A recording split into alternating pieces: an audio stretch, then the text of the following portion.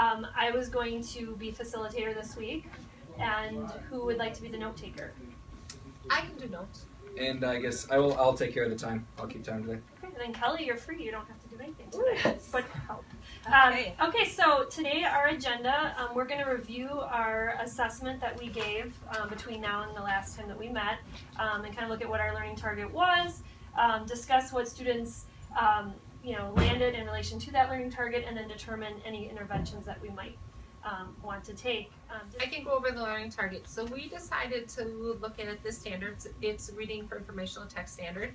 Determine a central idea of a text and analyze its development over the course of the text, including its relationship to supporting ideas. Provide an objective summary of the text.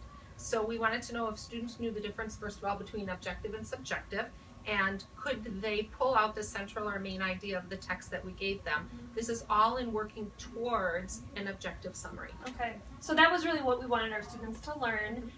Kelly, I know you really came up with the initial part of this formative assessment. Can you talk to us and just remind us how we were going to know what the students learned, like how it looked? Sure. I wanted to come up with an idea that would show me right away if students really understood the vocabulary between objective and subjective, and supporting details versus main ideas. So I thought about incorporating Twitter with creating a 140 character or less message that encapsulated the main idea objectively, and then they had to write a tweet subjectively.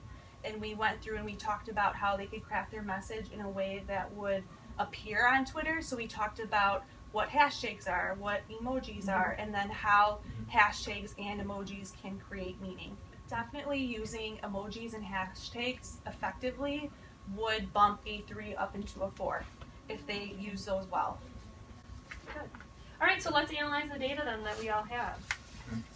Well, I marked 2 of these 4s. Can I read these to you and see if you guys agree with me? So and then the subjective one, affluenza, a made-up disease, and they added in the emojis as well.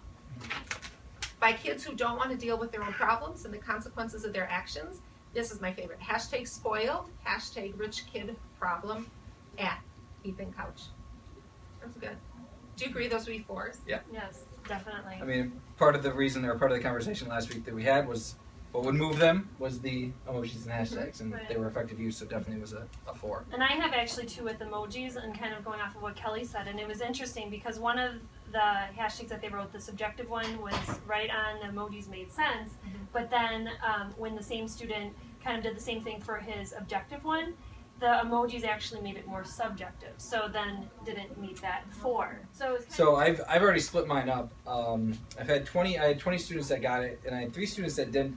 Or I had 2 students that didn't, but I wanted to bring this one is, I had a question over, so it reads, again, like Chris said before, maybe I'll leave it out there to see what you think it is, but the student said, affluenza is stated as being a disorder for money kids or rich kids to get off after their crimes. Example, Couch got off easy after killing 4 while under the influence and driving, with the hashtag of no one should ever be able to get away with a DUI. The student had written it as an objective and started it off with an objective statement of defining what affluenza is, and then moved into a subjective statement. So I didn't know whether or not I wanted to give that student a 3 or a 2, because there still appears to be a little bit of confusion there, but also because she started it with the objective statement that she has it and she transitioned. I just wanted to get your thoughts on where you think this student is.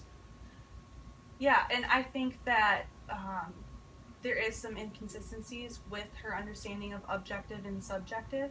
So I think it would be helpful to clarify that with her, and especially since she used emojis, that also shows me that this is a more subjective tweet. Okay. And that was kind of what I was thinking as well. I agree. I think that should be 2, especially because of the hashtag. All right, so I'll put her in my not there yet group. So I have 20 students that were successful on this learning target, and I have 3 that are not yet there. I have 19 that I scored 3 or above, and I have, I started with 3, but then I changed it to 4 after a conversation. So I have 4 that are not yet there. Okay. And I had 2 not there, 23 that had met the standard. Yeah, and I had 15 who met the standard and then 5 who didn't. What are some of our ideas for the students that have not gotten it yet? Well, one idea I'd like to propose is I can take these students that have not learned it yet, and I can do a mini lesson during flex time. I do have some students who are assigned to me, so it would entail one of you to take my students, but I would be more than happy to do a mini lesson with the select group of students during flex time and Okay. give them another assessment at the end of that flex time to see if that worked. Any other ideas? Well, I was kind of thinking of maybe 3 of us taking 3 different groups to make the groups very, very small, and not necessarily just the students who didn't get it, but the students who did, and focusing on another activity for them as well. Okay, Kelly, any ideas? I think we can just move on and just further differentiate in class and keep practicing the summarizing skills. Okay. What do you guys think? Do you want to do what Jeff suggested or one of the other options? I kind of would lean towards Jeff's option, I think. Yeah, I think if you're willing to take all the kids and you Yeah. don't think that group is too large, that for this one, because then we can do something right away.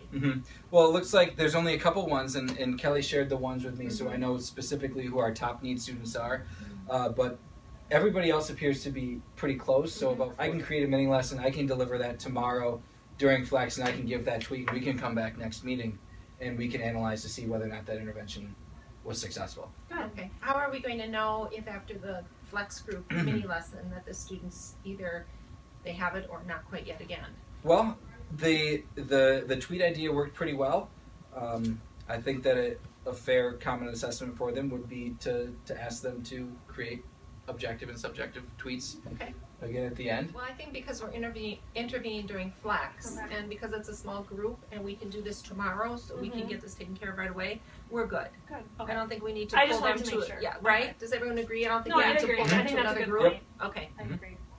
Okay, so then I guess our next steps would be to review the exit tickets from the flex intervention, and we'll review those and then bring them back to discuss our next steps when we meet again, and we'll put that on the agenda. Great. Right? Great. Yeah, great. Great.